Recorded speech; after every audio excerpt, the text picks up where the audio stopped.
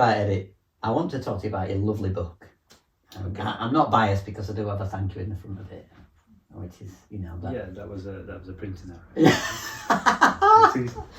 No, thanks, Paul. Yeah. And I just want to talk about a book because I'm really drawn, well, to all the visions and all the drawings are wonderful, but I'm really drawn to old Mr. Tolkien. Tolkien, yeah. So in my Visions of Albion book. Yeah. No, it's a commercial. No, we're not saying you. We'll put a link below the video if you want to buy a copy or anything like that. Or we might do. No, but yeah. But I absolutely love this job. So that one, basically. Yeah, as you can see now on the screen, yeah. And let me take this so I can. Yeah. So my son, of course, loves this as well because I read The Hobbit to his son when he was 5. Were you a similar age when your dad read it to you? Yeah, about 5, and I remember it very well. My dad did all the voices. Oh no, I couldn't manage all that. Oh, he was brilliant at the voices, and it stuck with me. And yeah, I think Tolkien has had quite a big influence on my life. Yeah, I think so for me as well, and I'm certain for my son who's sort of coming up to being 10-year-old, But as I say, I read it to him when he was 5, and he just sort of run up and down all the time, And we have the audio book that we listen to in long journeys in the car, so you can hear Gollum and all that. So it's very influential on us all of us as a family, really. Particularly all of the Inklings, but we could do a deeper dive about that, which I'd love to do with you, to talk more about Tolkien and also about Barfield and C.S. Lewis, and they were called the Inklings. These friends that used to meet at the. What was it? The Baby and Bird. The Baby and Bird they called him. which I love, which is wonderful. What was it? Eagle and Child? Yeah, I love how they called it now. So this is a very favourite of ours, and my son loves to just spot everything on it. So you were about 5 when you first read it? Yeah, that's about that age, 4, 5, 6. Because now, it might be thought that it's a little bit too of a book to read to a child of that age. My son, as I say, is nearly 10, but I read it to him when he was 5, and he just adored it so much. Yeah, it did stick with me. It made a big impression, like I say, and I guess it's only in the last few years that I've begun to realise that actually, how much it stayed with me. Because I think when you're very young, the experiences you have do stay with you, and you remember them, don't you? And somehow they get into your bloodstream, don't they? Into your soul, and they sort of shape your life.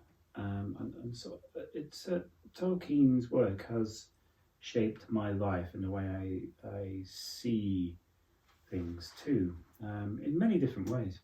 And in my art, I've always drawn and painted stuff from his world, even though my artwork is quite varied. But throughout it, I've always done it. And some of my earliest drawings, when I was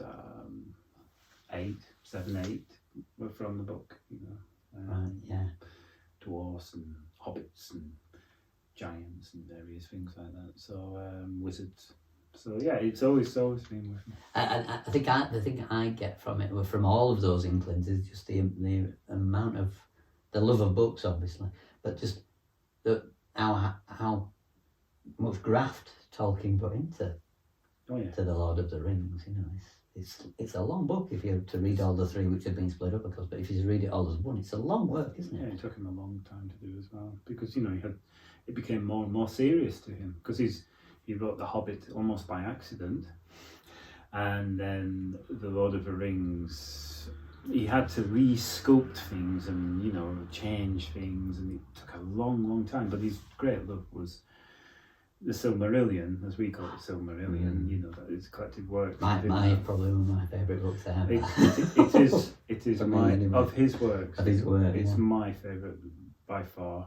I find it a beautiful book to read, and that's heavily influenced by old literature. So Norse mythology and all that. Very much so, yeah. But but he Tolkien himself wanted to recreate our mythology of these islands, because a lot of it has been lost. So the Norse mythology was saved and preserved, and other what we call Germanic mythologies to. He was, influenced by many things. But our mythology of England, especially, a lot of it was lost. So that was his great thing to reinvent. But so he spent his entire life recreating that, and he didn't just write stories, it was languages, and he mapped out the whole world. Everything had to have a beginning. He couldn't just be put there. Yeah. Am I right in saying this is what he found a bit with some of Lewis's work, that he felt it wasn't like his was, which was like it was pretty airtight, it had a beginning. And there were differences, certainly. Yeah. I mean, Tolkien was a quite fascinating person. I mean, he served in the Great War, but pretty much after that, I mean, it was pretty bad. He saw most of his friends killed. I've read some of the stuff in the trenches. I mean, it's horrific. It is. Yeah. But so after that, he did. I mean, he had quite a colourful upbringing. Went to war, and then after that, he settled down. That was it. He hardly ever left Oxford. So he devoted himself to these worlds, it seems. So his life was entwined with the life of what he was writing. And what everybody knows, most people know the One Ring. Don't know if you want to do it, but it's just so powerful, isn't it? Oh, the one to to rule them all. Yeah. It is incredible that. So I mean, his famous work is The Lord of the Rings. Everyone has heard of The Lord of the Rings. A lot of people heard it for the film adaptations and that. Possibly so, maybe read the books. Yeah. Yeah, there's nothing wrong with that. I mean, nothing at all. It's the world. Film is a medium that we have now to convey these things, and it's a quick way in. But a lot of people will have watched the film and then gone on to read the books, which I think is wonderful too. And it's such an underrated book.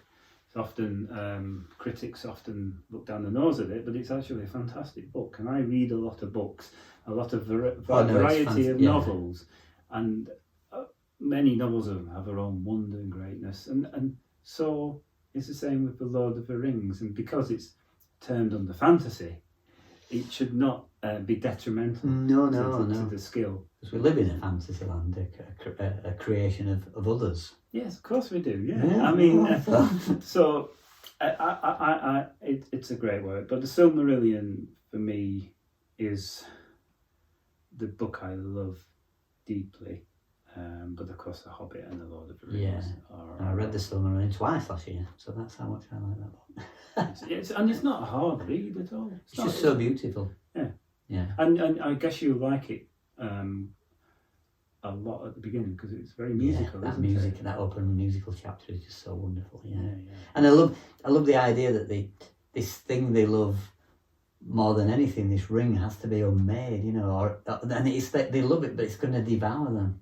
And I just think it's just so magical. And the thing about Frodo, being the hero, but he fails, doesn't he? Yeah, of course. Right at the he right, he's nearly devouring. The ring nearly takes over him, but he fails as well. He doesn't become like the strong hero. He suffers and he has to go away. Yeah. And Gandalf knew though, didn't he? Gandalf knew that. Yeah. It'll be useful with the Gollum. I forget what he said. He says something like he'll have his uses. So it's what you have in there is all these different characters who don't just are not just simply good and evil. You have a mixture of them. They have a shadow side as well as a light side, and that's what I like about it. But of course, there is these opposites of the good and evil as well. So Sauron. Too, but how did he become Sauron? You see, that's the thing to find out. Read the Silmarillion. That's a great book. To show these, in fact, probably all the books, the Silmarillion is the one that really goes deeply into that, because I think it's more influenced by, say, the Norse myths and etc., where the characters within these ancient stories are good, evil, and in between, and they all have the faults and the good things about them. So I think he drew on that a lot. So I think he was a really good character writer. Absolutely. I really do think that. If you haven't read it, you know, like reading The Hobbit and then going on, I really recommend it. It's a wonderful thing to Yeah, swim in and enjoy. the lovely books full of wonderful imagination, but they've got a deepness to there them is, as well. yeah. So there's, do you want to try it? This well, is the One Ring. Are you trying to make me disappear? Yeah, there we go. Okay then. Bye for now. Bye.